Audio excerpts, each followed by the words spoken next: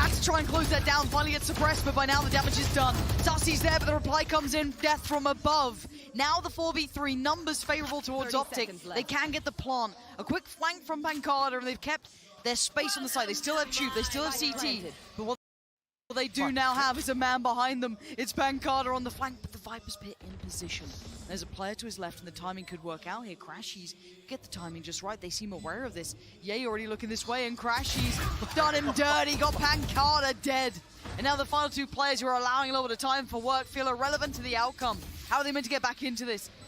Step into the green and just hope for the best. Not finding anything here. Marv actually finally coming through with that flash. The trade comes through, Crashies to clean it up. Optic tie things up. This is on the back of early on. There's no rotation on the back. You can see the pings coming on the back of that Viper's Pit, but Optic just set themselves up to pop through double doors. Beautifully executed. It's their lesson. Pancada is so far away from this, they can't really slow that down. See now, actually, if Optic feel as if they have a bit of freedom in mid, whether or not they actually resort back towards splitting a site. Loud back down on two Sheriffs, a Stinger, a Bulldog. Blade Storm available for Aspas though. Sadak's immediately through cave. That's huge information. Vital so early on. And it really reassures Aspas he is in the right place for this. Now, eventually we'll have to pay attention towards main. Eyes trained on towards mid, and he's really made a meal of it. Nightmare scene. Does get at least the Stinger, but it's really not much to be writing home about here. Could have done with a kill off that. But the fast flank is in. Now Crashy's very diligent, but I think just missed the timing on the window. And saying all of this, Sadak, how much more can he do though? It is a 4v3, but the weaponry's still good, but they are pinned in towards elbow, Mike. Needs someone to bail him out from here, and FNS tried, but didn't get what he wanted. Now, Pancada with his Bulldog has to go huge, and he's found the spike. Crashies will fall. Gonna spot out Victor as well. A little bit of damage to follow up the second kill there. FNS tries to respond, but Aspas closes things out. The thrifty response from Loud. And that's with Aspas cooking it with the Blade Storm. The fast flank coming through. So many things going right. That little bit of window of time where Crashies almost caught him as he crossed in towards window, and the punish that was picked up towards, I think it was Yay there. Again, the timing great for Loud, but perfect responses in kind. Nothing working out on the other side. And this was the start of things. Whole lot of information. And again, with that fast walkout, they already kind of knew that. So really making it count in the thrifty, and back and forth again we go. 9 to 10 now. Similar position to earlier, actually. There's no comfort in the finances here. That's bad. How far would you go? Let's see. It looks quite all in from Optic, genuinely. This seems very direct, not particularly exploring many other options, which will lead to their own problems. And Loud happy to give it up. Neither Sadak or Pancada. Aspas is walking this. Yeah, he's walked straight up from door, and no one was watching it. Just dipped right back on in, and now this problem's galore, but Yay on the bailout, ready to save the day again. Melted and burned down, but still alive. And Optic are panicking.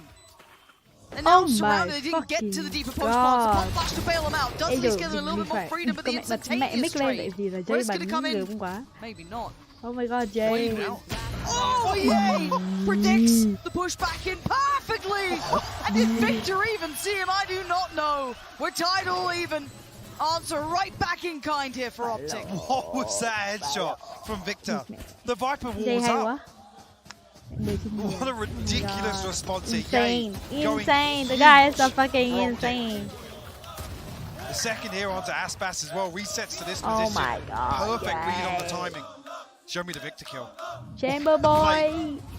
That was ridiculous to close that out. That's fucking cool. It comes back to the same thing. Good. No financial comfort. It's 10 apiece now. And it's scrappy buys in here. We've got an operator with a light armor. We've walked it off the rip. They both walked it. They're both here. They're both here. Let's just hold it. The window. Sassy. Audacious play. And the follow-up. Oh my god, Optic gonna lose. Two picks back to back. Perfect start for Loud. And even here with FNS in position for this very reason. Sassy isolates Marved. Crash is going to come through with the drone here. Already less left to handle B site, at least on the back of the spy cam. Not really sure if it was noted there, but yeah, it was. Crashes comes through. Keep your eyes on Victor though. He's got himself into tunnel already here. Sassy slipped to archway. He's planning on playing off contact here, but Victor's come through and he's found the kill. Okay, it's 3 of them here. Now just 2, so it should be Optic fine. can win Right, if Jay can kill. If Jay can kill all of them, then they win. Straight towards If the side they they go. They want to die, shut this man they down. lose. They want him It's dead to the right. They want him gone. They want him buried. things. Oh my god. Who dares step Gonna forward bleed. first? Crashes by Perth. Spots one, takes one. no, Trade comes in. Crashy. It's all on Ye. Now the problem starts to really mount, and lovely work from Aspas. The timing good. Diffuse going to come in and Loud once again take the lead. But Mike, the start of that round in my mind was everything. It really was. And like I said, FNS, or Optic in general, prepared for this, right? But Sassy still threads the needle, finds that first blood. And then even less there, the contingency plan on it. One enemy remaining. Such a ballsy play to make here. Optic will now feel the pinch again. It's actually crazy to just look at the money every single round. They're going blow for blow, Lauren.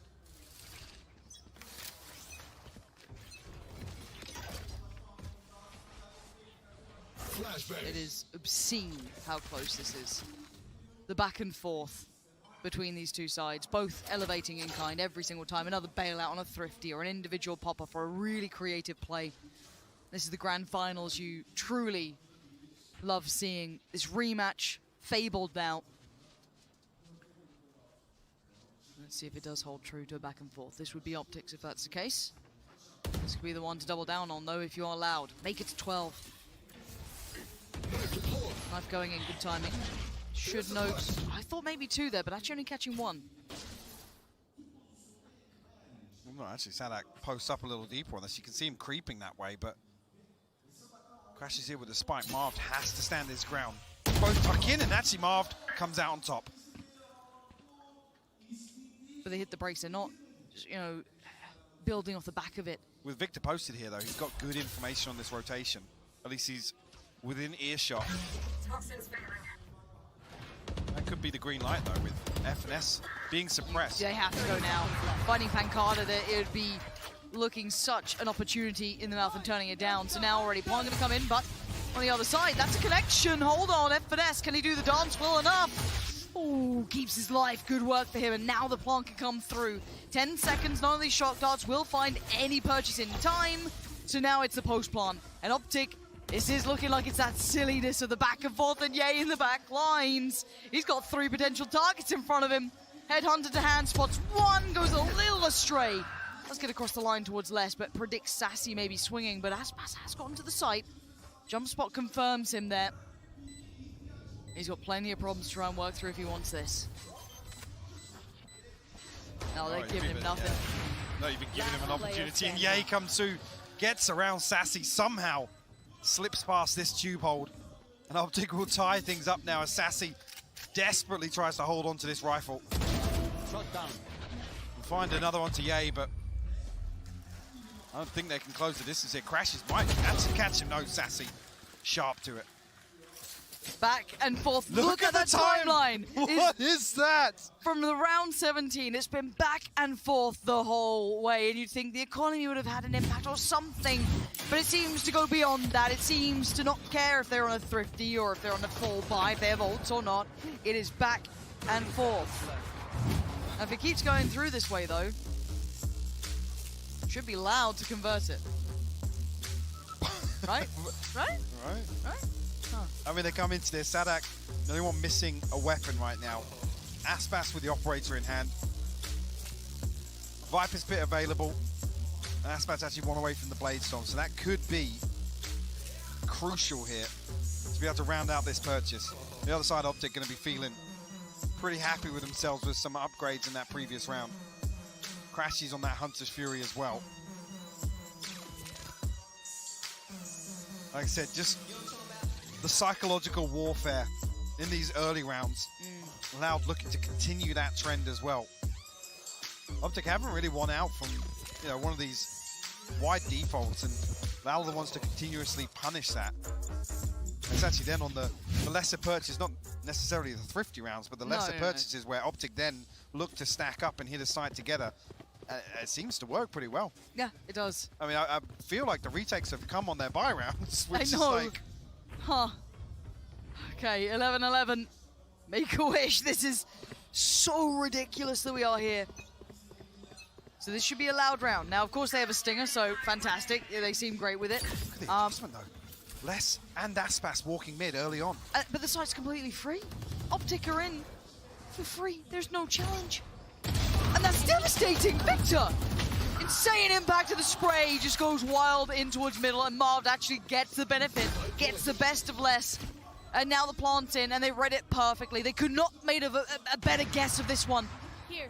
Aspas, Sadak, Pancada, anything in the tank here. There's no ways in. They don't have that springboard yet. Where's that first pick going to come from? Look how deep FNS is playing off this as well. I don't know if he's actually playing for a lineup here, but Loud have to find value on site now. Marv's going to close things off with the fragment. Actually set up for a flash here. Yay will find a kill. No, they don't want it anymore. You saw the 180 from Aspas. They are out of there. It looks like Optic might have actually broken the back and forth trend. Finally pulling around back-to-back here. Oh, and Aspas. The shot just missing. And it looks like 12 will be theirs. Optic taking this into map point. Loud still have the chance to find a reply. They need those rifles. They'll keep them. Two finally combined. Round 22, 23. The first they've got back-to-back in some time here. And it was off the back of this, walking into the open site. And this is with the Vipers pick going down on A. So Loud feel so as if actually they can lock down A and maybe find progress elsewhere. And it's mid they have their sights set on. Is there anything more Loud can do? Bulldogs, bits and pieces, scraps, Mike. They haven't got much. They really haven't. Blade Storm for Victor. Hunter's Fury for Crashies. And the crowd behind the green wall now. Sassy showing a little more restraint here. It's the Owl drone to clear through. Yay actually posted up in anticipation of Aspas. You can see on the X-ray. Almost kindred spirits here. Get out of my way. Predicting this so well, knowing that Aspas would love to have impact in a round like this. Weaken the other side, but he doesn't want to overdo it, overextend. This is all guesswork. This is all just consideration. And a bit of timing. Aspas, this could be everything for you and your side. Or it could be dead and gone. It could be all for nothing, and that is a problem. Now you're surrounded, you don't know how much danger you're in. You just Oh saw my it. god, Aspas has is to being... run. Gets to keep his life, 87 gotta HP, run, and he's still standing. Jeez. And he's gone back for more! Wow. He's gone back! That's a spike now shot seen was as well. insane. Oh my god. So telling at this That time. is insane. The rest of the team is on the way through caves. And Okay, just they so got a... well, Oh punishing my it. god. Can you believe it? Aspas on beheads adrenaline. Crashies, and the other Oh my two god, his turn plan. energy is They're looking good. towards B. They want none of what he's selling. And off towards B we go. Victor and FNS, can he close it, or is it OT 30 again? seconds left. Less. The angle Oh. gorgeous. Remaining. The kill towards Victor. The follow-up is there. Oh my It's deserved God. at this point. This is- It's going OT. What an insane exchange of rounds here. In that second half of Breeze, there is nothing just separating down. these teams. Bar 800-900 Hello, credits in hello, some of these hello, purchases. hello. Absolutely ridiculous. I mean, it's Heroics from nice. Aspas. Another outrageous Blade Storm. Oh my God. How does he do it? That's Remaining. And Les as well, Aspas shot playing rather his life so was insane. effectively. FNS Safe actually play. gets For real, spotted for on the real. spy cam. Les slips away. He makes them deep clear all the way through B site and punishes that. Such a safe pair of hands there. Okay, looking like the last cannons on either side, but it's Victor to really don it on towards this. You're running that. This is the first time we're going to see Optic address mid with a potential flash play here on the defense. They're gonna There's the need to flash. stop going mid. No one was Oh, actively shit. working at that point towards taking They're space or actively holding the angle, having seeing a little bit two deeper people in towards bottom mid, mid. So I and wonder if Victor gets any reward for this. Victor I mean, is the Pancada only and Sassy one. literally just have a crossfire set up right now. Loud They're got on expecting mid. Optic to walk mid. Because out of double doors, but with an operator, how deep does he actually push through here? Okay, the He's committing on it. operator on Aspas and on Victor. The owl drone. Cool, Just saw cool, it. Does he get to be able cool. to tuck in? I don't think it saw Victor though. No. He's going forwards. He hasn't been seen. Vic's got away with daylight robbery. Jeez. He just avoided the owl drone. He's still in middle, but he's being chased down. Vãi Pancada's cả out mấy there as drone ạ. well. Đi The đỉnh hunter luôn. becomes the hunted, but he gets to slip away, and he's gone Oh my unnoted. god. Jeez. Oh my Wow. god. Victor is insane. That's Aspas Yusari. is actually insane. He's making his way with the spike back over here. On the other side thing, Who's on the side? Pancada hasn't been noted. How's Pancada got this far? Completely unnoted.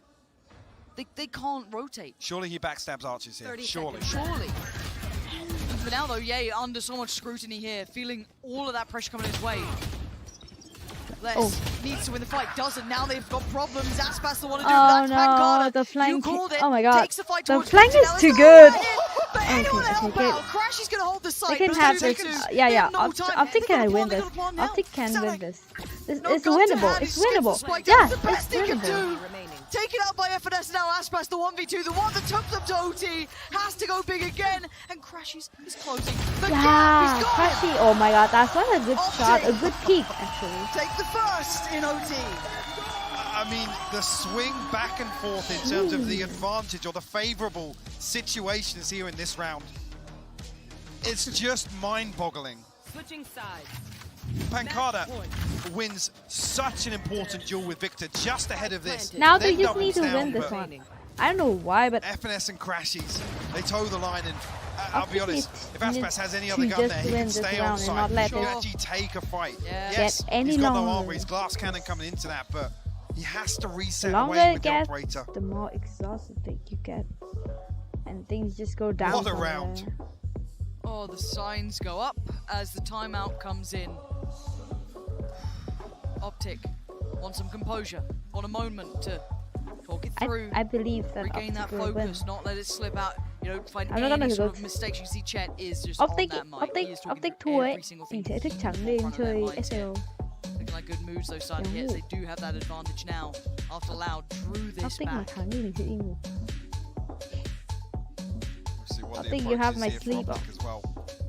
You have my, Whether or not my Loud sleep on the as a defense, fucking yeah, whether or not Sassy's going to get aggressive anywhere, sacrifice here. whether or not Sadak's going to take some space away from Optic. Yeah, total pace shift coming back into overtime here, at least early on. Hai bốn. Aspas back on that glass cannon.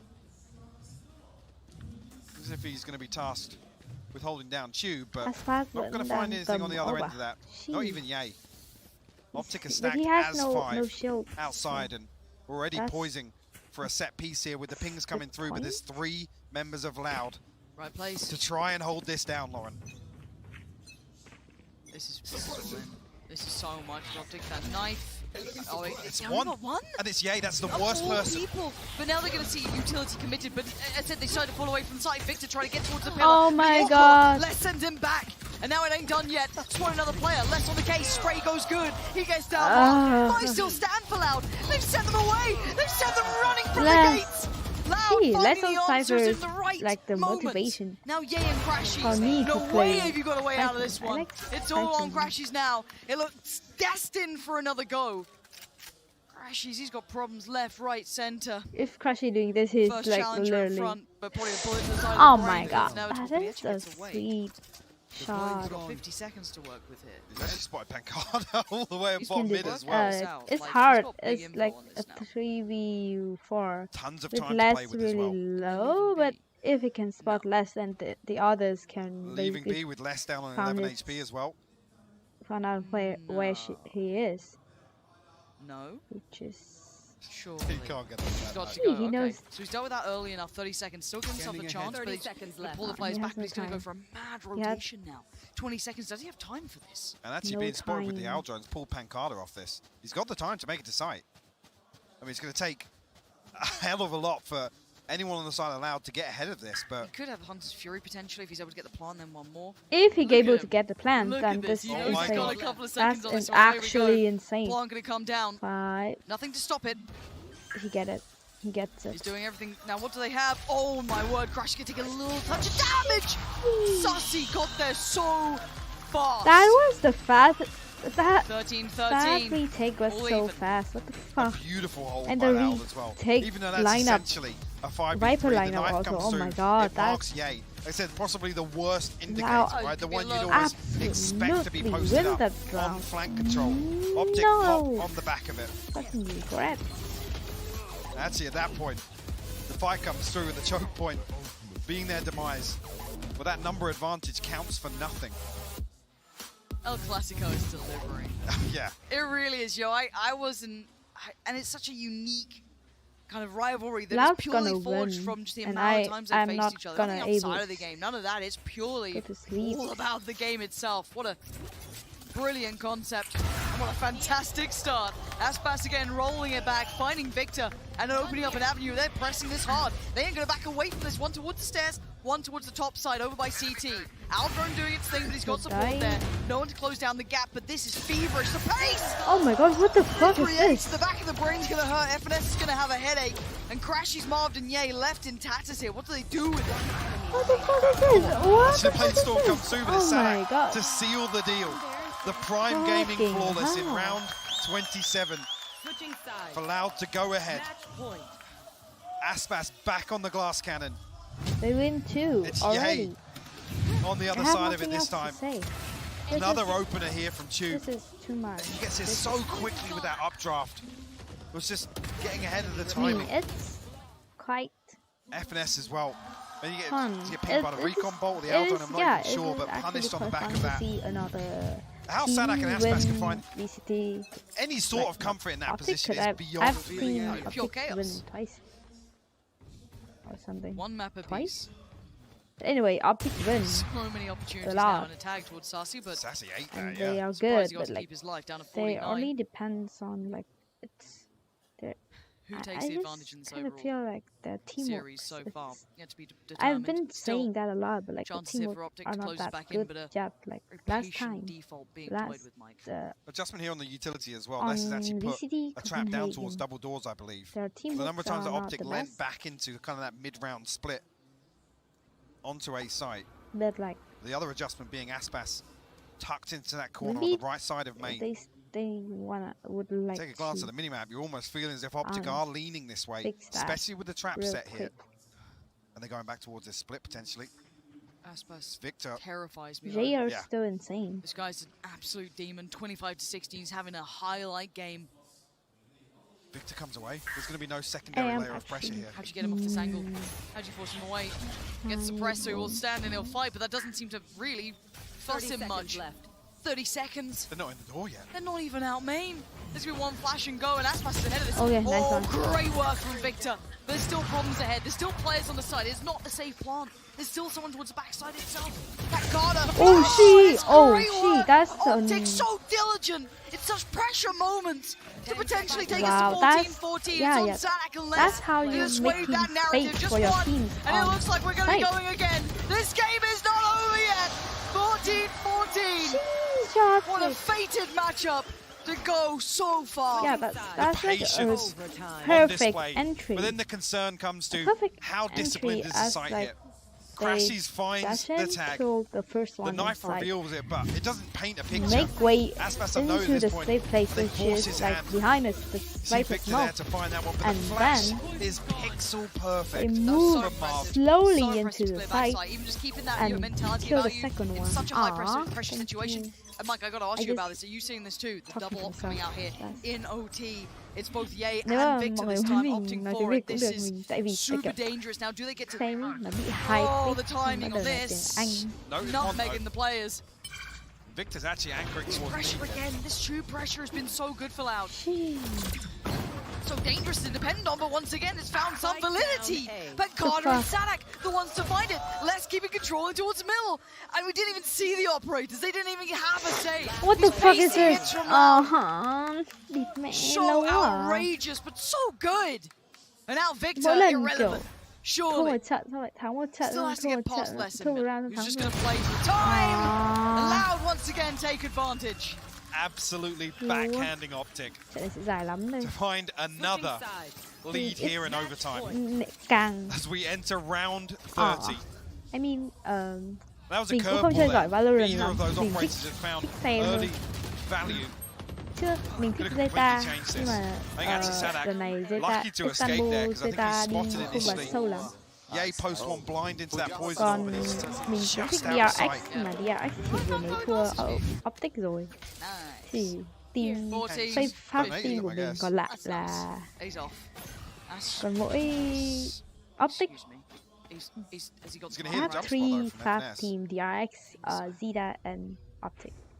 I really like Jayon Chamber.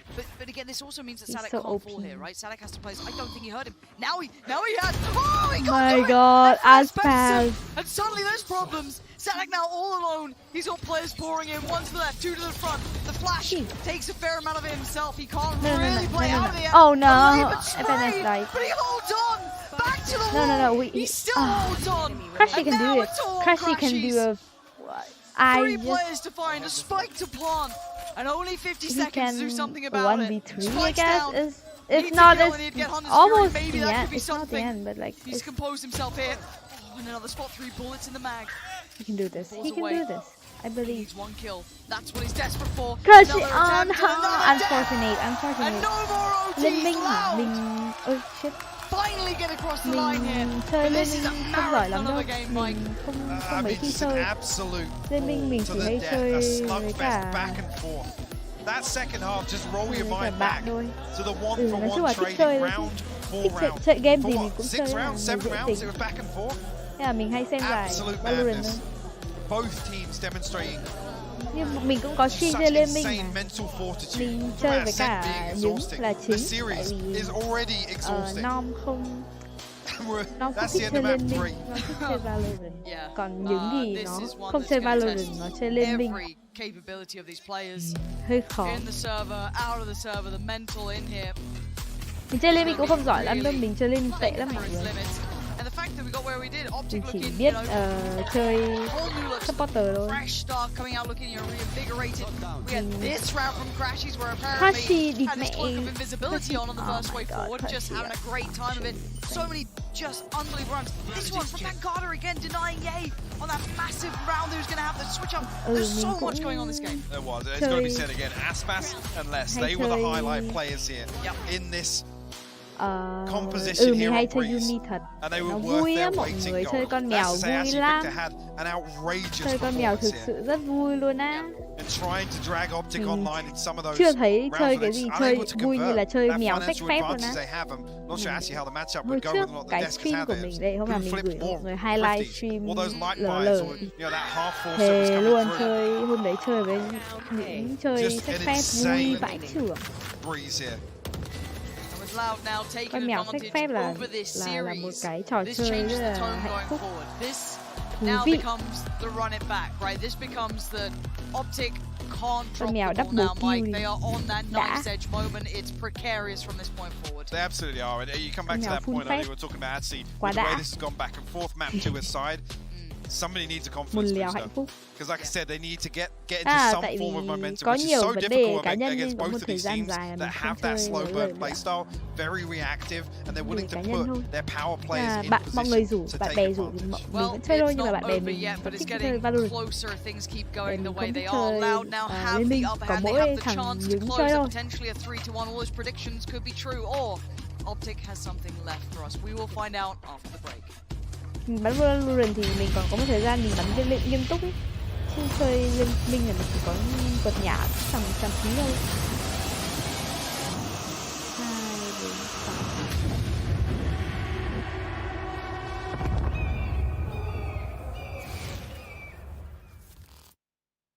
2-1 rồi. Optic thua. 2-1 rồi. Trời ơi, Optic mà không thắng tôi sẽ stream chơi SAO đến sáng. Không hẳn đâu, mọi người chơi Liên Minh thì vẫn chơi nhiều thôi. Đợt gần đây thấy Valorant chả hiểu sao ở Việt Nam nhiều người chơi Valorant đấy, chứ chính tính ra mình chơi Valorant mình chơi từ năm ngoái rồi mà, cũng không phải mới đây đâu. Ác mình cũng level 120 rồi, 120, 130 gì đấy. Mặc dù ad Liên Minh của mình level cũng 9 mấy, mới 9 mấy thôi. Thật ra đấy còn không phải ác mình lấy ác của người khác mình chơi, mình lười quá, mình không muốn lập ác luôn á. Lập xong lại phải chơi lại từ đầu, ngại vãi. Đúng rồi, thua rồi. Optic mà thua rồi, xuyên đêm, Optic đang thua rồi đấy. Mệt vãi. Thật ra thì mình hôm nay mình cũng muốn đi ngủ đấy, nhưng mà tại Optic đấy. Xuyên đêm tí đói đấy, ăn đêm. Mệt. It was another crazy overtime, but Lao, they have the advantage now as they're heading to match point and one step closer to lifting that trophy. I'm your host Yusari, and I'm back here with Mimi, Saisho, and Bren. Guys, it's happening! I know. It's happening! It is insane. This team is now on the verge of being the first ever non-NA or EMEA team to win a trophy. They're just one map away. Yeah, Thực ra thì it's Lao crazy. I thắng mean, cũng được history mà. is in the making right now. It's within the touching distance of nói Loud. chung là And they mọi just người have to mới make sure chơi it doesn't slip through their fingers. thì But this is such a bình thường thôi different mà, story mọi to người cứ recognize chơi this lâu way. chơi It is dần, just a chơi nhiều thì completely quen thôi. branching thế. time avenue that And we've gone down. you think Hồi about đầu how mình chơi mình Reykjavik cũng went as thấy nó well. kiểu Way back in the không day, hợp with lắm. Breeze as the deciding map, it was Optic chơi that took nhiều it in that thành OT nghiện. scenario. And now Hello, Loud, this is hello. literally the experience being manifest on the global stage right here, right now. Loud continues to be such a good team Lao thắng when the cũng going được. gets tough, when games get close, at making the adaptations Bắn on the là fly unrated and đấy hả? closing Thì out. thực ra These are the thì games where things get stressful, where you have to pull level nó something không from nói the lên được điều depths of your gì đâu, pocket phải to nhìn be able rank to cơ. win. Có And những they've người done chơi it. In nhiều rồi mà overtime, rank this vẫn team vậy was thôi hả? thriving. Yeah, I feel like Chơi Loud nhiều had chưa so chắc many. đã giỏi. It was back and forth and back and Số forth lượng so không many bằng chất different lượng mà. times. And then in OT, Loud are running really good Với cả A là splits. level thấp Aspas chưa was chắc đã là popping bắn off. ngu. And he was just Có khi finding đấy là entry gặp pick ở after entry Smurf pick. I á, know mọi in terms of người the first tạo ác kills, mới, mọi người Optic were chơi leading, vui ấy. but in the overtime Thì cũng rounds, su cả Loud nà were just lắm. winning every single attack to put them in the position to Như win là the match. bạn I got to give immense amount of credit as well. I Nom. mean, we highlighted less at the beginning of Nom this nhà map. mình This guy was going cầm cái nuclear ác at level such a young 20 age đi, on bạn the big unrated. stage, and as well the adaptations ơi. towards the end of the Nhưng mà thật entire ra ác end chính của of ông this ấy map, with him anchoring a lot more, not playing for the rank retakes. gì He thì was just a không ai thorn in the biết. side of Optic consistently, and as well as that, Chả hiểu playing luôn off cái the ác space that level Aspas, 20 the cầm đi MVP đánh of rank this không entire đánh được map, với cả was creating rank all the vàng. time.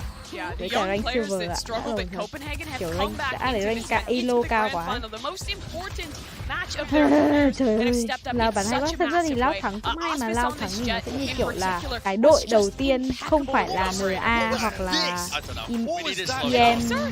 And EA also, you've got to thắng contrast this against VCT. Nếu mà là Lao thắng lần này thì nó sẽ killing là Marv and đội FNS Brazil over đầu and tiên over thắng and over và là again. đội đầu And it tiên felt like ngoài those hai two khu players vực for này. Optic were never allowed to Khá get là into the hay, game mình at cũng all. muốn They nhìn had các moments where they đội might have been able to make something đội happen, khác ngoài but they both NA looked so thắng much ấy, suốt less ngày NA comfortable thắng thôi à. than when Optic were playing against DRX yesterday. And Mình that just can't kiểu happen in these big moments. They need everybody. Well, North America, DRX, ôi, it's okay. I'm going to bring in someone to send you all of the code. Thank you so much, Yinsu. Yes, I'm joined here by the young up-and-coming player Shroud, looking to make his name in the tournament space. No, but all jokes Shroud. aside, man, it's a pleasure to have you here, dude. How you feeling? It's been a while since I've chatted with you. Thank you. No, I'm feeling good. I kind of came here just out of the blue, so it's been exciting to be here. I haven't been in a tournament like this in a very long time. Yeah, I mean, you know, you have experience playing on stages like this, whether it's like influencer events, but also in your pro career too. Yeah. I guess like, you know, kind of give the people at home like what is that process? What are you feeling up there? Because I could tell it's a lot of jitters. It's a lot of worrying about making the wrong play at the wrong moment.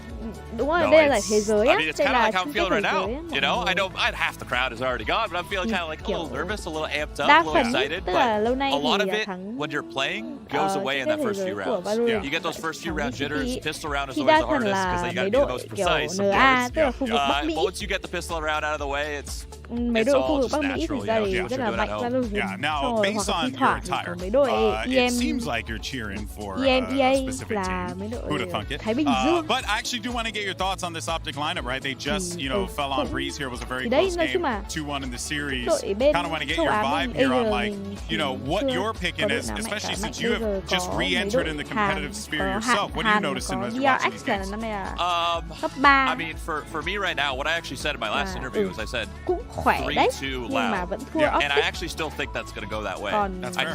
think Haven is going to go to Optic. I feel like Optic has a really strong Haven, còn Yeah. but I cái gì believe nhỉ? Icebox is the last map, Có and Zeta Loud của is Nhật.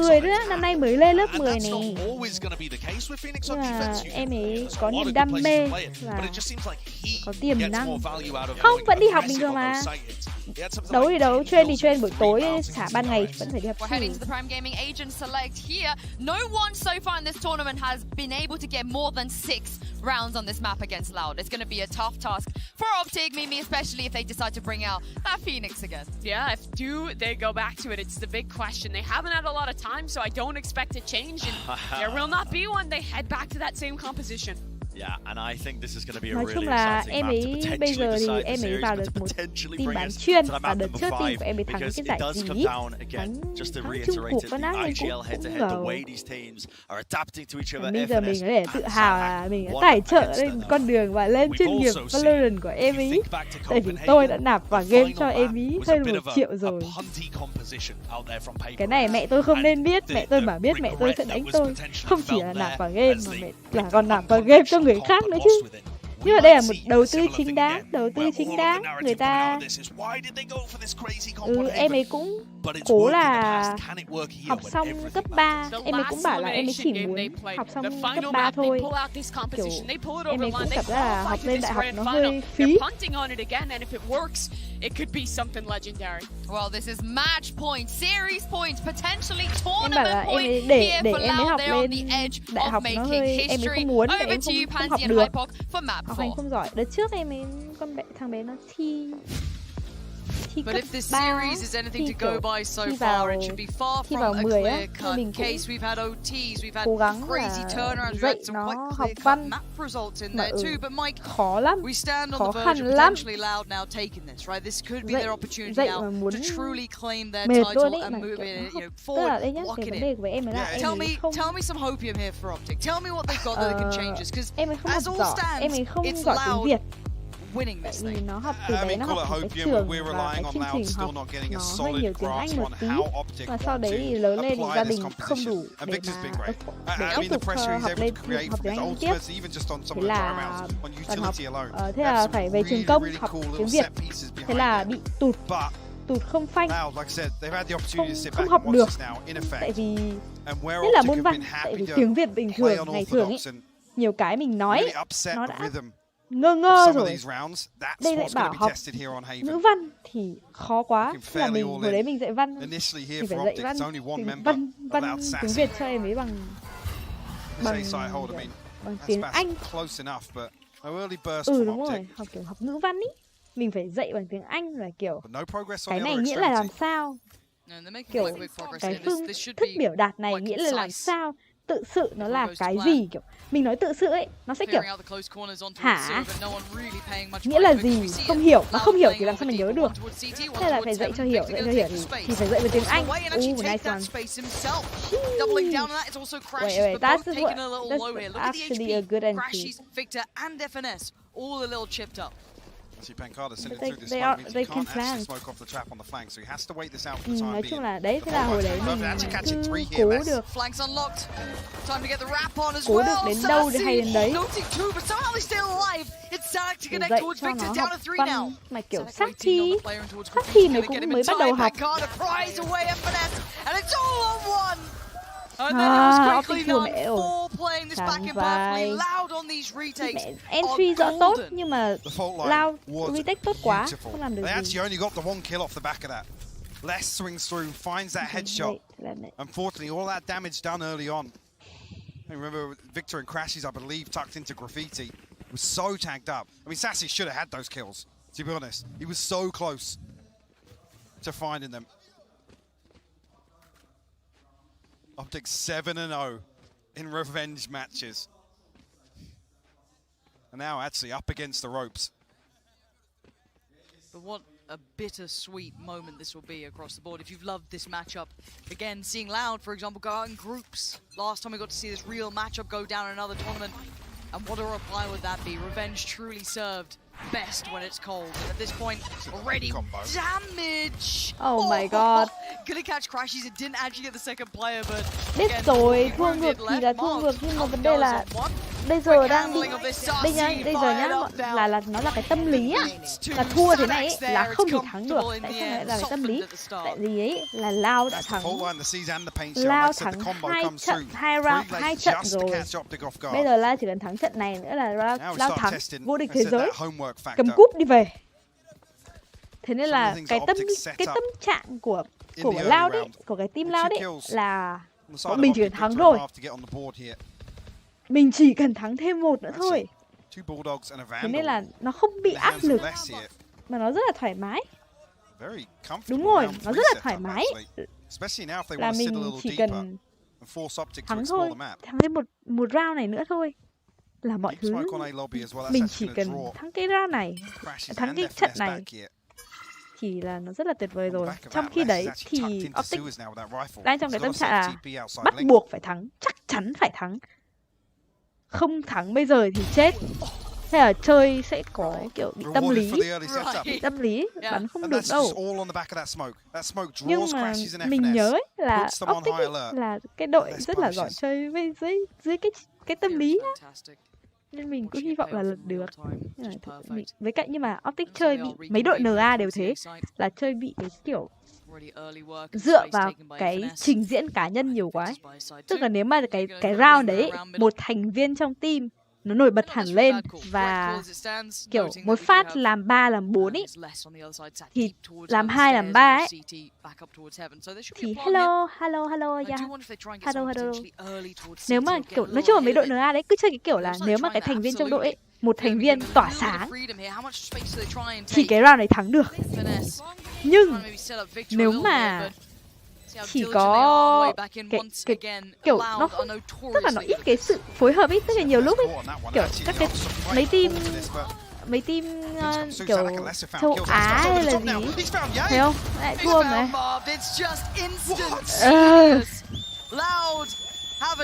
Nó chơi kiểu là phải có một đứa nhảy vào side và bắn rất là nhiều đứa, phải kiểu tỏa sáng cá nhân ý. NA chơi tỏa sáng cá nhân lắm. Mình không biết là bây giờ Optic có đỡ hơn không.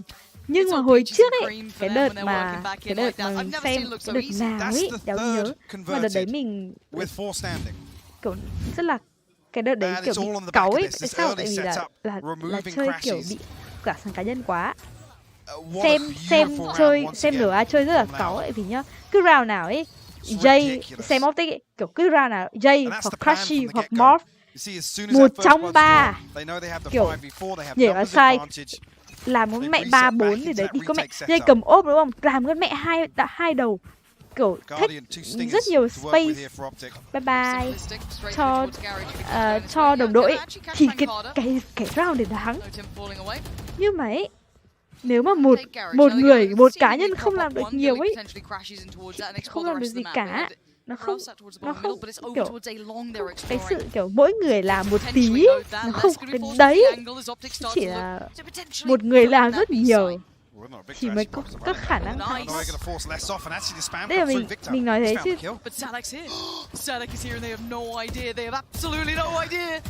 Static among them, he's gonna find one. FNS falls quickly to the frenzy, but he doesn't get it. Where's the spike and all this being planted? That's going down. That's a good flank actually. Made something out of nothing in this one. Optic didn't have the best buy, but đúng rồi, mấy team NA hay chơi bị thế. Là team up thường sẽ không tốt bằng mấy đội Brazil, châu Á, bên Đông Nam Á, Tia.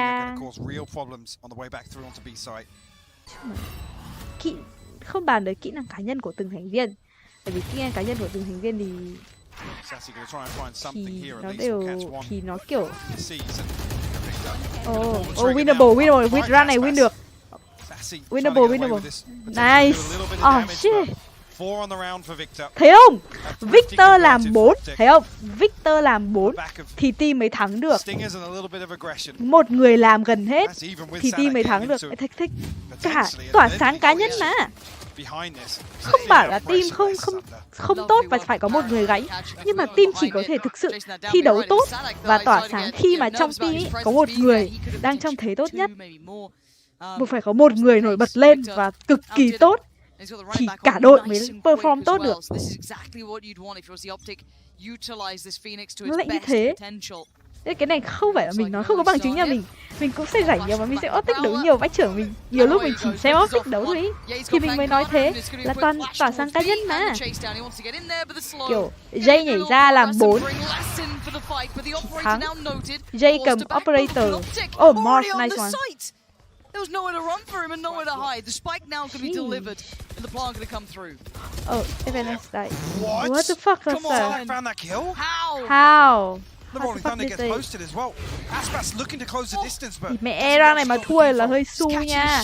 Entry tốt thế mà đấy. Yeah, he wins it. Of course he does. Dazed and confused, it doesn't matter. Trận này ra này hay, ra này hay. Gain composure in this round, only losing 2 for themselves, but finding 4 here to close the gap. Optic còn cái lúc là thẳng, nhưng mà vẫn không phải là teamwork không tốt, nhưng mà phần lớn thời gian ấy nó bị như thế, tức là không hề là teamwork không tốt đâu.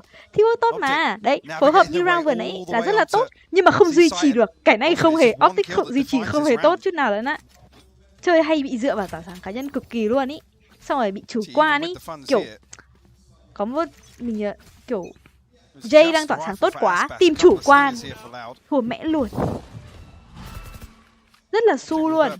Hey.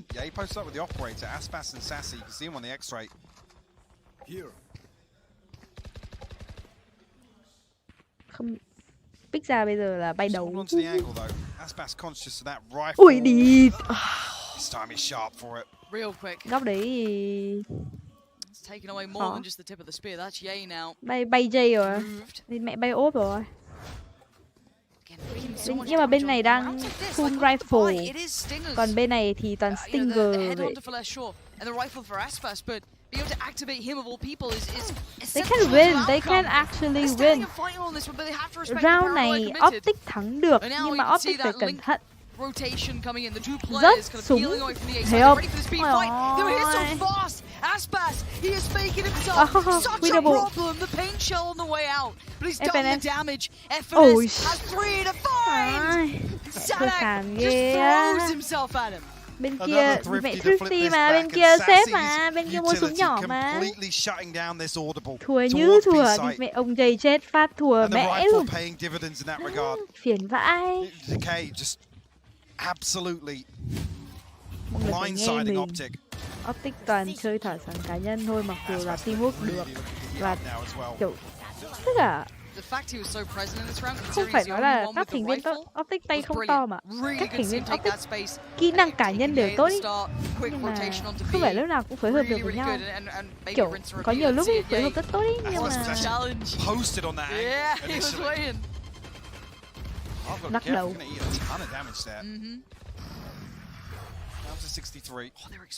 Ai đang cầm ốp vẫn Jay. Another did the Prowler. Yeah. They don't push through, but at least denial of information there.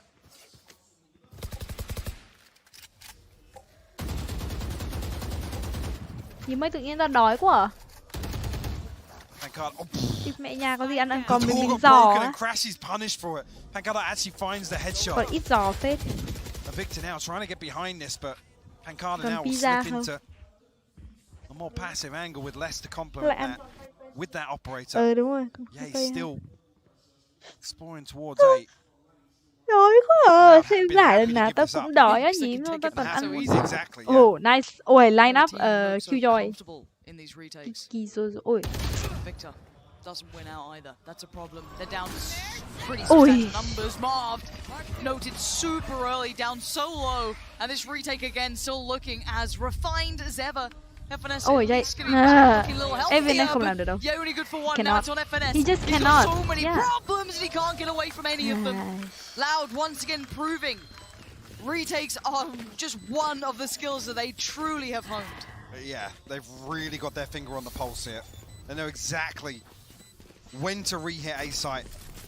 Like I said, on the back of creating these early advantages, they know that they can come back through and play the trades. It doesn't even come to that. It's the second time where there's 4 people left standing to retake A site. Optic. They have to answer back here. There has to be some form of adjustment. Because Loud are playing into, they're giving them the tools to play into rồi, đang nhiều thời gian mà. The benefit of timeout này. Sau timeout có thể lật được, nhưng mà khó quá. Chưa vừa thua. Optic sẽ trượt bằng ngôi vương. Trời ơi, nhà vô địch. 2 lần liên tiếp. lỡ chạm kiểu mình vừa lỡ chạm mình kiểu vươn người ấy, xong rồi cúi xuống bàn phím ấy, thế là ngực chạm vào thanh space xong rồi nó pause mẹ lại. Just to put it in perspective, Optic have nearly an 80% post-plant success rate on Haven. And they're being given free plants. Yep. Effectively 4 people on site with free roam of where to set up utility. Nice post-plant you fancy, And they still can't convert. Yeah. So they need to nip this in the butt early on. Má hôm nay ông đứng với cả bị nhím chơi Already game out of kinh control. dị If hết you look gớm at vãi the chưởng. nature of some of these round victories, and actually now to take into account, yes, the ultimates are there, but Theo fun's để starting tí to nữa mình dwindle sẽ up Facebook cái for mà mình Optic. đang We'll have the tour de force to offset that đang here, but để it's cho Victor mọi at người xem 2700, tiến and độ. Crashies at 1700. Mình vừa For xem me, I stream like the pace when we saw those VCT B-hits vừa here. ngồi That đan. C-split that came through as well. That seemed to work well enough. You need to have a brawler. May If vãi. you leave Loud alive, Hả? they will absolutely destroy you. And again, they're getting creative. They're getting more aggressive and assertive. Cái gì cơ? Pushing down along. Aspas gonna add insult to injury. As soon as, of course, the reasonable answer would be to adjust and look towards C, look towards B, where they found success. There's already a stack there. May Already lost the vãi. backline. Tại vì kiểu lỡ đè vào ấy, xong rồi thả ra. Ui. Oh my god, Victor died. Marv actually finds Aspas elsewhere. FNS can Would they do back away this. though? Being now less to be against the ropes here. Spotted out by Marv as well. Actually, half shot misses. Miss rồi. Less. Oh. How much more can you do? She, Pressure okay. mounting, deleted. Let's Crashes be there, but there was still a player on long. Ngang bang như thế, chịu rồi. Pangada has Ôi, such lao a ra good trong smoke. opportunity. Ôi dồi ôi. Ôi dồi. He sees two, and they scatter away from him. Thắng được. Còn But a 1v2. 1v2 set hát, xong nhưng mà còn Jay cầm ốp ở ngoài long. On the way around, Marv thì đang ở trong garage. Gonna be hard. Nếu mà isolate được từng người một, giết được ốp, phải giết được. Now he's seeing and considering it looked like Loud had the right read on this, so that was the adjustment coming in. Credit to Optic Ý for là still that's sticking a the good landing. tactic là isolate được Jay trước. Just missing Tại on the vì lockdown. chưa biết Marv ở đâu mà biết được về At Jay least ngoài gives long rồi Optic a little thì more confidence. There's going to be no good secondary one, angle being held good from one CT. nhưng mà chưa tới. And they can really pressure less. Good one nhưng mà Jay đang cầm I mean, it's ốp. not often you say it, but Cẩn thận vẫn hơn. Pancada's just a little bit cleaner with that. That can completely change the outcome because Marv is so disconnected. Yeah, you're right. Còn đấy mà giết được Jay là thắng đấy, tại vì Marv ở hơi xa và cái góc đấy thì khó. Because once again, you're going to see a Chết quick mẹ, rotation. tao nhầm Now, rồi. last time we Tháo saw ra them get làm lại đấy. punished through B connector when they went Mày for that nói B quá. hit off the back. These two players are on that A site. But already, a lot of presence noted, but have they got a plan in mind? I want to see if they've read these rotations now. Well, look at this now. On the back of the success on A site and giving it up, they can stack 3 Mình towards đang garage đan and một C. cái, And mình actually đang less bóc on the một cái operator. mũ tai And they mèo also have a 2-man hold on B. màu trắng. I think they've read this. Mình móc xong mình I sẽ think considering how quickly that mình power became cá nhân committed, mình thì they've mình got thích to have Optic noted hơn, they pulled nhưng mà players Optic away thì this early. vô địch It's actually a 2 lần lot of rồi. information being found just by seeing this utility Nhưng already mình committed. muốn xem, tất nhiên là mình cũng muốn nhìn thấy một đội từ một châu lục khác thắng Again, it's như once là again, Loud. take time. Nhưng mà thực ra thì mình muốn TRX thắng hơn với Preverus, là này phải sở vãi tù ấy To trưởng. come back through on the Nhưng mà retake. And mình that makes thích it even more Optic. comfortable. Or at least Và on the Optic side of Loud, đang even more thua confident for them 5-3. in the Oh retake. yeah. And they still, obviously, if you're Optic, you still have to clear up here. So it becomes really apparent that you've not felt pressure anywhere else on the map by this point. Now, you can't blame them. They have to be diligent. It'd be, we'd be blaming them for not clearing their corners if they didn't. So in they go. Similar scenes. And now we have to see if they can withhold. Mẹ không Can có cái they nào ngắn à? withstand Loud. Ta tưởng mẹ lún. Open plant, so I think Optic are going to give up site here. This could be the Vãi mẹ adjustment. lùn, em mặc váy dài. Converting one of these rounds. Nice ult. They've had so far. There's that showstopper. Nhưng mà team sao lại lùi hết về short với cả long như thế này? Nhưng mà lùi lại cũng hợp lý, tại vì là Loud. And they're gonna know this now. If you're Loud, you know they are sitting deep on this one. The smoke's gonna go in. The paranoia's there. Victor, you gotta get on this. Someone's gonna stop this. Finally, they deny the defuse. The flash Oh is great. shit, that is a good. Oh, that is a good one. Optic Good not one. out of this one. The adjustments worked. They found their answer. Đúng nhở? They've dealt with Loud. Nhở, lùi. Nếu mà đứng ở trong side ấy, nếu mà post plan mà Optic đứng ở trong side thì sẽ bị clear sạch. Tại vì là Lao retake nhanh và Lao có thể có ulti của Raze thì Lao chỉ cần 2 phát là clear sạch được sai ở ngoài đấy. Nhưng mà nếu mà trong này và đã bị smoke với cả là đậy lửa thì thắng được. Actually a nice tactic. Yeah, I didn't notice that. We got the running back for Victor. See where that gets committed in the end. And I wonder if there's repetition to be found with this for Optic. Protocol is meaning they have to pull the players away from A, find that space, and do all the same work towards Garage, towards B, not lose players. Obviously easier said than done as Pancada. He's posted on this one. So close. Yeah, the flash and the Prowler combo. Great to take space. We actually really like the combination between Fade and Phoenix here. But Les is posted with the operator. That's going to be a shot. Not landing that he would have wanted. Slowed nice down, one. but certainly Nitrate not stopped. though. And now the pressure starts to mount. He's got one. Victor isolating the fight with Pancada. Greeting was Aspas. Greets him with a smile and says goodbye. But it is Aspas and Les up against 3. Look where that spike's going and look where Ye is. This is just fantastic progress. It's on a deeper angle. Nice and one. let's consider it. Hello. Chào buổi tối mọi người thức khuya ghê ha. Able to create some pressure. They're rewarded for it here. Aspas still has the rifle. I mean, 1200 in the bank. Đói quá à. Aspas 1v3 post land khó bị time pressure và tại mình định đi ngủ rồi nhưng mà là hôm nay Vct Champion final grand final phải xem chứ. Dù là trước mình không xem mấy trận kia tại vì là Paper out rồi. Hơi buồn quá để không xem. Bây giờ mới xem. I love Paper hòa rồi, finally. Optic lật lại được thành hòa.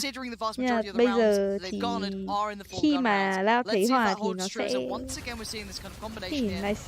Flash out the window. We did see the Prowler last time, not this time. This is noted. Temptation to follow that up. Marked. Gets himself the angle, but it's Victor to find success towards middle as Sadak tried to explore a little. Ông Mark vừa bị lú buồn cười ấy. Đấy là cái con của đồng đội xong ông ấy bắn ạ. Getting an advantage on the back of Loud being so eager to find some space elsewhere behind this early presence shown. Không có ai trong B mà. B clear mà bro. Smokes go up. Now there's one on the other side. Not full coverage here though. Actually, the paranoia in the paint shell. I don't know if that will find a kill, but definitely prevented the spike. But Victor looking to get aggressive. Aspas hay quá. Loud found all the kills though. 3 of them. And now it's looking like an absolute travesty. Đây là 1v3 hỏi chấm. 41 HP and 48 seconds. Không được. Shit. Not the case, Loud. Stabilize. They absolutely needed this. They would have been broke for round 12 if Optic had closed this out. 3 survive, carry these weapons across. The operator maintained as well. Actually, Sadak and... Okay. I was going to say, Sassy, whether or not they can... Là 3, thực ra thì trong tình thế đấy thì khó máu còn yếu nữa mà lỡ bị bắn trượt. Quả kia bắn trượt lộ vị trí. Quay ra để chúng nó double pick.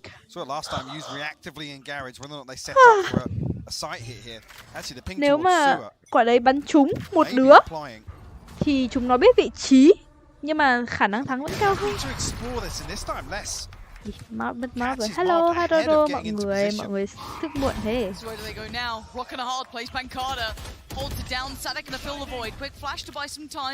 Ôi ôi, let's bắn ốp may quá. Everything's starting to look good for Loud in this round. Là trận này không thật. Kìa, Crashy. Turns on a dime and does that. 1v2 hỏi chấm. Nhưng mà yếu rồi, rất là yếu. Crashy đang rất là yếu. Nếu mà Crashy làm được ý. Crashy, you can do this. Crashy.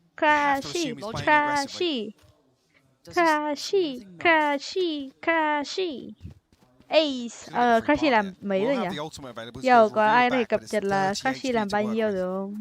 And finally now Double Loud kill. starting to figure it out. There's the problem.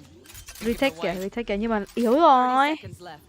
Có ulti, có ulti. He has ult. He can do this. He could do this. Loud need to land. Ông làm 2 rồi đúng không? Nếu mà ông làm thêm 2 nữa thì cũng không được. Ấy nhỉ? 4 kill à? 4 kill sao? Hay ra. Crunchy, you can do this. No one is there. Crunchy, they are both CT. They are both CT. Horn goes towards Long. That will at least keep some confirmation that he's not there. Instantly they turn and look towards. They got a little scary, got a little dicey. But once again, the retake holds strong. Loud carving themselves a lead here, Mike. It's only 7-5. NT, nice try though. Nice try. You did good.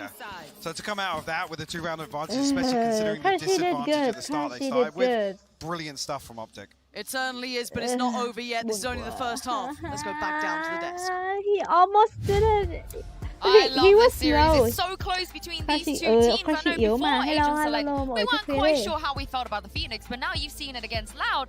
Josh, what are your opinions of it? Well, I think Victor did a great job at actually recovering the half, because it was looking dire there to start with.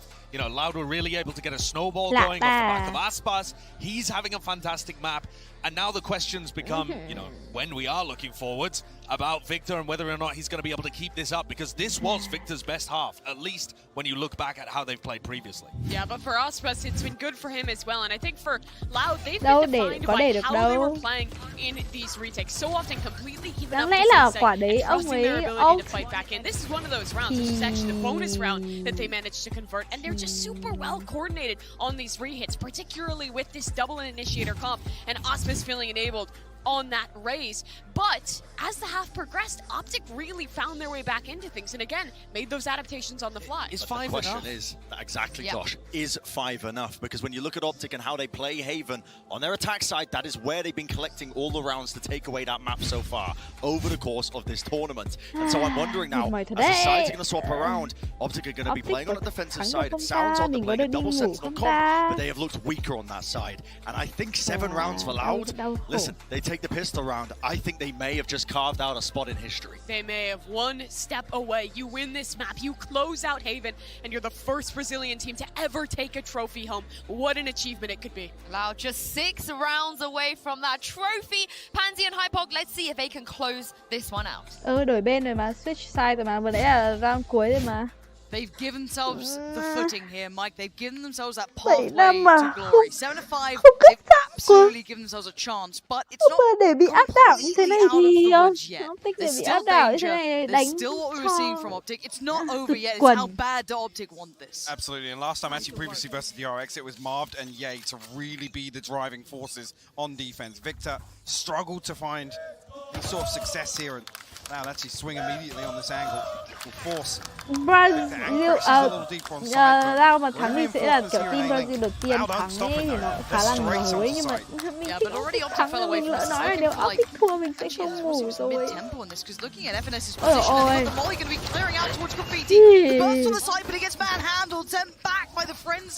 Ôi ôi. Triple, they've all gone back in, and it's a massacre. Cái gì vậy nhỉ? Absolutely stomped as Optic try and get ahead of the curve, get ahead of that plant coming through. Loud have their heads on a swivel. That looked good initially. As soon as that molly goes up, I mean FNS is here so quickly. Tại sao mình lại làm thế với bản thân Problem mình? being there's too many frenzies. Ok, lag rồi. Tucked up so close on sight. That's a pacey start. Ok. Từ từ chỉnh chất That's lượng it. 3 rifles to come through here. 2 bulldogs on the board. Ok, 1080. Optic only xem làm rõ.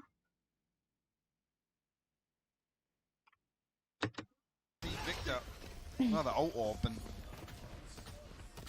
some utility invested. Ôi trời ơi, à đây không winnable.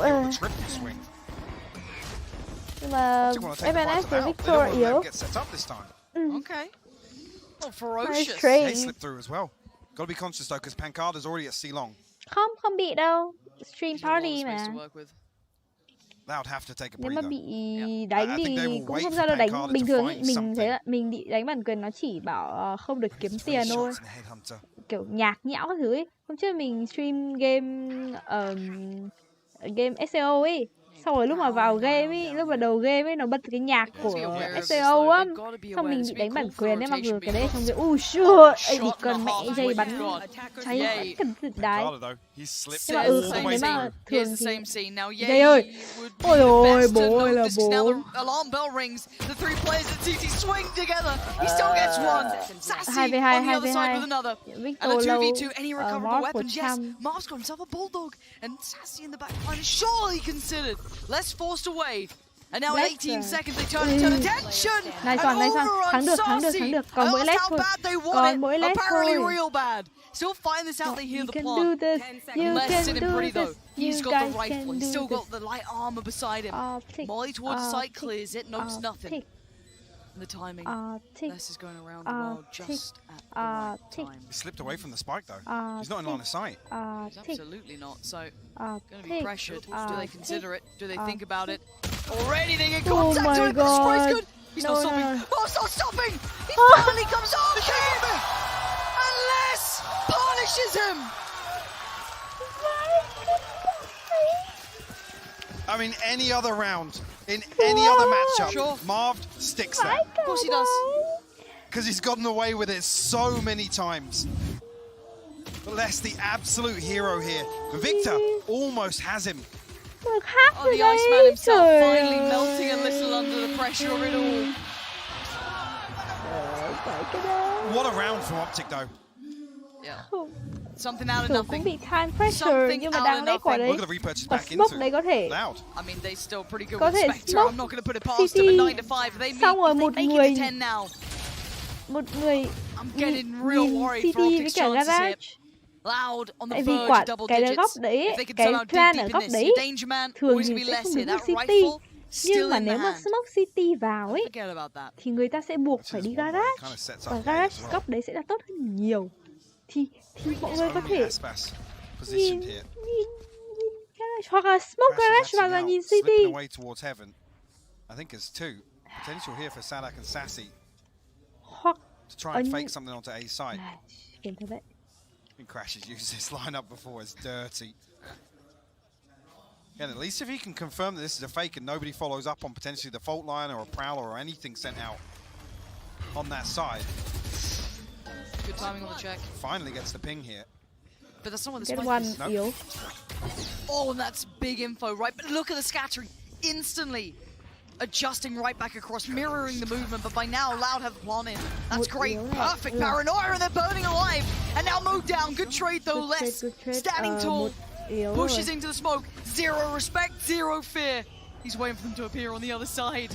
They have no idea about this. Who plays first? Right next to Who moves first? They have no clue. Oh dear. Let's. How is he doing this?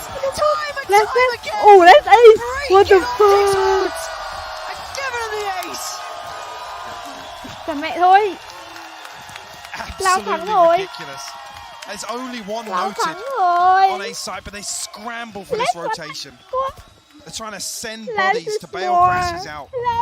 The alarm bot gives it away. I mean, a ton of damage here. Look how much damage Les actually eats there. Oh my god, what the fuck is this? Oh my god, this is actually insane. Ace in grand final? Absolute Valorant madness. Champions grand finals. He ace in grand. And now you're definitely worried. Loud have found double digits. Less is more, now guys. Confidence. Less is Their individuals are warming into the game now. Confirmed. Everything's starting to line up here. 2 more rounds to get towards series point.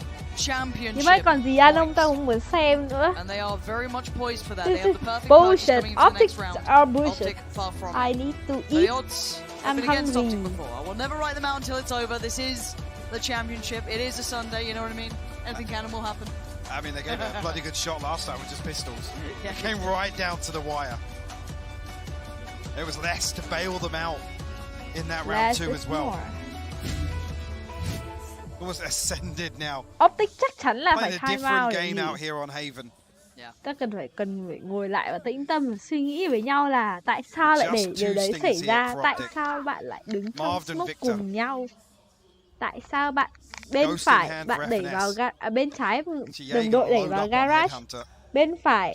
Thật ra thì mấy ông player Valorant ở chuyên nghiệp ấy đều để màn hình sát thế á, để nhìn rõ đấy, kiểu mấy ông mới chơi cứ dí cái mặt vào như lại ngực mình không chơi, đây là lý do sao mình không chơi dí đây là đấy, mình dí vào ấy, ngực mình nó có thể đây này, mọi người chơi mọi người dí này này.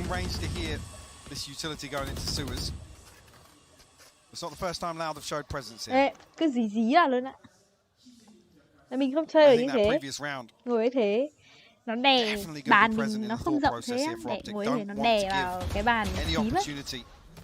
Đúng rồi, nhìn dí là như thế, nhìn rõ hơn đấy. Mình quen một đấy cái bạn mà mình kể, mà khi đoán chơi bạn ấy chơi cứ dí cái sát cái mặt vào màn hình thế á. Happy to play out the downtime here. Buồn ghê. Sweat. Build that pressure. Đói quá à. Mỗi lúc đói ấy, nó thường làm chúng ta nghĩ đến chuyện buồn nhiều hơn. Đời buồn bã, đấu bản lắm.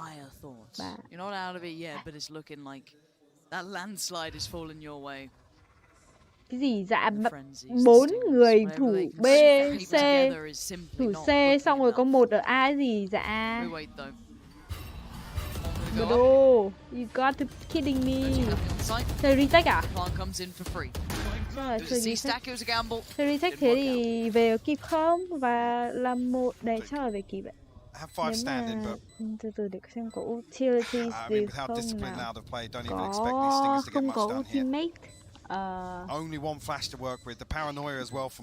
Còn đang là round này là mua súng ngắn. Không có utility gì để ném vào site.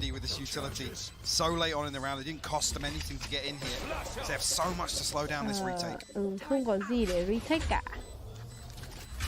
Và chưa vào. Bây giờ vẫn chưa vào. Bây giờ nếu mà chơi nice one day. Nhưng mà không kịp. Chết hết luôn mà. 11-5. We could be moments away. One more round and it's championship point. And Optic haven't got off the starting blocks here in the second half. GG, well played. GG. Talking about their ability to stop that early momentum and get around on the board. They were successful previously, but it's going to take a miracle here. 6-round deficit. Optic barely anything left in the tank after this in terms of the finances. I'll run it back to work with. Đấy bây giờ bên kia còn có ultimate rồi, bên này thì có một ultimate của Victor. Pretty deep here. I mean, if he does want to throw out the run it back, trời ơi, bắn căng nhưng mà Optic thì trời. Right, Flash is good. Gonna force TP away. A bit of a gamble on the spam. Anh trai. Something and he gets sent away. It's a bad. He bet on his ult and is a loss. Information aplenty. Does he get back onto this angle though? Les is posted up now, anticipating. Cacao ơi, lên đường người xem Valorant với chị không? Cho em Cacao lên xem nhá. Em Cacao lên xem với chị nè. Ngồi xuống đi Cacao. Anh che mặt tao ấy Cacao. Cam sẽ bắt cái mặt chó ở mày làm model Valorant mất. Chơi slow nhỉ? Chơi chậm nhỉ? They wouldn't dare peek into this. Now Victor has no flashes left. Yeah, and then they're already leaning towards C. This is all building towards a C crunch anyway. You've still got the players online. You've got two working through garage. It's going to be a finesse now. Being drawn to attention. Great control of the first. Silence is Aspas. And Carter soon to follow. Finally traded out though. Sanak going to build it through garage. Yay with a great position, but blind can't do much more. And it's still marked to the back of the side. The Iceman himself needs to stay cool. And he's done well with one, but it's not going to be enough. 2v1. Cắt làm được. Cacao. But now there's players along. Did he note the one close through garage? He absolutely has! And with 40 HP! He's taken them to 12! And now more heroics from these loud players. Sassy delivering here on Haven. Optic thua rồi What Cao a ạ. ridiculous clutch. Optic thua rồi. Just ridiculous. Mồm mày thối quá Cao đừng có. That's 12 off the back of this. It's so composed as well. He knows he's absolutely gone on the ropes. We are one round away. The last purchase potentially for Optic. It's now or it's never. It's do or it's die. And it's a double stack towards Sua. Pancada already ripping the head off of Ye's shoulders. Would they predict the second? Oh, yes they do! Pancada! Mất 2 rồi, 35. And now there's only 3 standing. And it's all not building winnable. towards It's the not safe side. winnable. I'm telling you that. So much utility to work with again. Okay, Pancada and Aspas have both found one. It's all on one. The last man standing, FNS. And after so much time, so many years of heartbreak at the hands of Optic, Vai cả, đúng rồi. Vai cả, becoming the Valorant đấy. 2022 champion. What a Cao ơi, moment vãi đái. for the men on the stage. Absolutely incredible performance from Loud today. Chúc mừng. Besting Chúc Optic. mừng Loud thắng Grand They can Final see của what it means to them as Valorant well. Champion Entire hopes of Istanbul. that region pinned Congrats. on those You are 5. the first And they deliver here. And they've non-NAEMAR been living in the shadows of Optic. EMEA Forced out in the group stages, constantly beaten, team to questioned win their the Valorant capability. Champion. And how No, many no, times mình do we không say khóc, Optic then just khóc. kind of Mình thực ra là through rất the nhưng mà người ta tournament? khóc But rồi. now is the Thì tất nhiên time. rồi, đây là lần đầu tiên người ta thắng, là lần đầu tiên khu vực Brazil thắng, lần đầu tiên khu vực không phải NA EMEA thắng. Tao cũng vui, đây là một chương mới của Valorant Champion. Năm sau có thể sẽ là Paper Rex, đội đầu tiên của Đông Nam Á thắng. Fighting! Absolutely. And this is Nhưng mà em có thấy khổ thân Cao, ta cứ lắc nó lên lên. Fighting! Ôi dồi, xin lỗi Cao, xin lỗi. Nó sốc mày. Just demonstrating Xin lỗi. such solid Tao hơi hype. discipline. And a couple of these Loud players coming up huge. They did good. Optic không làm tốt hôm nay chút nào luôn. Optic take nothing They away did from their well. run. That is not Incredible good consistency enough. to even make it to here. How many teams we've seen just shy away from the fighting. spotlight after picking Năm up sau one có thể là big victory, Paper but no, Optic always showed their diligence coming back around. But this moment is for them on the screen. Loud. Again, they had so much hard time put their way by their opponents here. Mình khá chắc đây là một trong những thứ làm giảm khả năng của And they have proven everybody. Optic ý. Là là Chamber của Jay bị nerf. Tại vì Jay là one Chamber main. Nhưng mà Chamber bị nerf, ở người chơi Chamber không được như trước nữa. Mình khá chắc đấy là lý do chính. Đổ lỗi cho Riot. Let's all blame Riot. They nerf Chamber, so that's why Optic lose. The only reason is because the one Chamber guy. Chamber was nerfed. Talking about it earlier. Can you imagine? Brazil will carry Chamber the was title nerfed. into that event next year. That's what I think everyone's looking forward to now. The region has a Chamber champion was to follow, to nerfed. cheer It's for, all because to of set the the bar Riot. once They again, nerfed to Chamber. carry that That's flag why they. forward. Em cũng có Bring that chó này, trophy anh trời ơi Cacao all the way này. home. Wait a sec, I'm gonna show you It guys it Cacao. feels almost scripted. It almost feels scripted. Cacao. Scripted. Oh man, Điện thoại ra let's rồi. take a Đây. glimpse back. Let's have a look back at some of the moments that led to this, at least here, because again, I think watching this game through and through, Ngồi xuống đi seeing Cacao. both of us casting Ngồi xuống xem tử this tế đi. rivalry so often, this is the best I've ever seen Loud, flat out. Absolutely, and just to think as well, there are so many times where both teams look to really switch things up, right? Yeah. Because this is Cacao. a comfort zone matchup, right? Cacao. They're so well versed. They Quay know bên each này. other so well. That's even to think about actually how things started on Ascent, right? When Optic really taking the fight to the back lines of Loud, How terrifying. looking to disrupt them as much as possible. And actually Loud doing the exact same thing. You come back on to breeze them. It was just such an amazing series to watch. El Clasico does certainly Cacao. hold up to its price at this again. Hey, look at it. Any other day, Marv would have held that, we know it. You know it. But these moments, these precious scenarios, these stages, bring the best out of it. And this, an ace at this point. Ok, cho Come Cacao on, xuống đất Max. này. Come on. Chúng ta hãy cùng hy vọng là một ngày chúng ta sẽ thấy các đội Đông Nam Á, đội châu Á được mẹ đứng trên bục và nhận cúp của VCT. Mình ước gì mình có thể stream party ở đấy. Let's hay vãi. Đi vote lên Twitter vote. Let's. I mean, where would you go with this? Where would you call this one? Honestly, I got to give this to either Aspas or less. I think individually, some of these rounds, just you come back to that word once again, heroics. And that's even again, you got sassy in that mix as well. That clutch, honestly, was outrageous on Haven. Mike, it's been an absolute honor to once again be part of this, part of the experience with you guys at home. Finally having you in the building with us for those who are able to make it out here, but.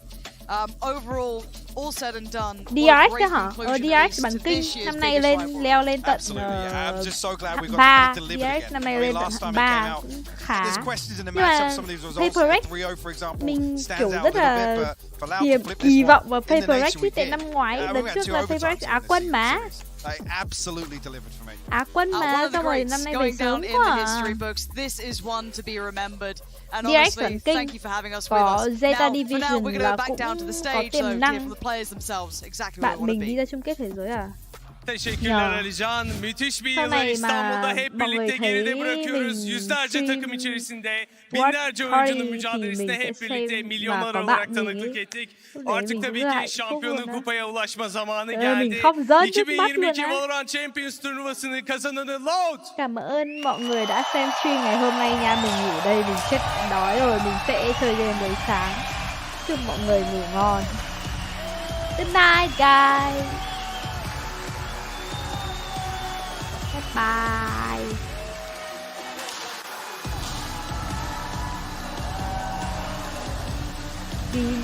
Mình chơi game một người thôi mọi người, với cả mình edit video tới sáng á, tại vì mình nói rồi Optic thua thì mình thức tới sáng luôn á, thức xuyên luôn.